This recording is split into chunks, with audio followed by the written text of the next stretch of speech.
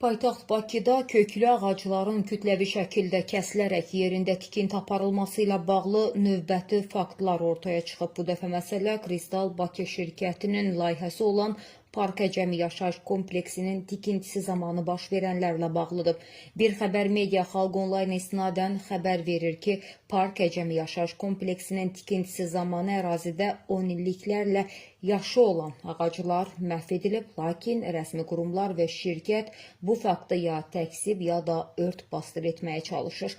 Məlumatlara görə tikinti zamanı yaşı 30 ildən çox olduğu ehtimal edilən Eldar şamları və digər ağaclar kəsilib. Məlumatlardan da görünür ki, layihəni həyata keçirən Kristal Bakı şirkətindən bildirilib ki, ərazidə heç bir ağac kəsintisi aparılmayıb. Şirkət iddia edir ki, kompleks artıq çoxdan təhvil verilib və hazırda yalnız abadlıq işləri görülür. Ancaq ortaya çıxan faktlar bu açıqlamaları ciddi şübhə altına alır. Daxil olan görüntülərdən də aydın olur ki, ərazidə əvvəllər mövcud olan çox saylı ağaclar artıq yoxdur. Daha diqqət çəkən məqam isə odur ki, rəsmi sənədlərlə 30 ağacın götürüldüyü qeyd edilsə də, faktiki olaraq 70-80-dən artıq ağacın kəsildiyi iddia olunur. Bu isə sənədlərin saxtalaşdırılması və ya real vəziyyətin gizlədilməsi ehtimalını gündəmə gətirir. Məsələ bununla da bitmir. İndiki halda əsas diqqət Ekologiya və Təbii Sərvətlər Nazirliyinin tabeliyində fəaliyyət göstərən qurumların üzərində cəmləşir. Xüsusilə əraziyə nəzarət etməli olan Ekologiya və Təbii Sərvətlər Nazirliyinin Dövlət Ekoloji Təhlükəsizliyi Xidmətinin 11 saylı Regional Ekologiya və Təbii Sərvətlər İdarəsinin rəisi Qafar Ağayevin baş verənləri necə görməməsidir. Necə olur ki, 11 saylı Regional Ekologiya və Təbii Sərvətlər İdarəsinin rəisi Qafar Ağayev bu ağacları görməyib, yaxud da buna göz yumur.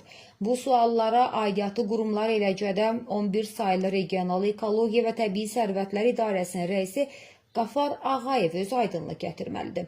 Fotolarda görünən aşırdılmış, kökündən çıxarılmış ağaclara görə kim hansı məsuliyyəti daşımalıdır? Ümumiyyətlə, Ekologiya və Təbii Sərvətlər Nazirliyinin Dövlət Ekoloji Təhlükəsizliyi Xidməti işini necə qurub? Xidmətin verdiyi açıqlamalar, apardığı araşdırmalar niyə qaranlıq məqamlarla doludur? Bəlkə bir neçə müddət rəhbərsiz qalan Ekologiya və Təbii Sərvətlər Nazirliyində Qafar Ağayev kimi məmurlar Kristal tikinti şirkəti ilə hansısa razılığa gələ biliblər.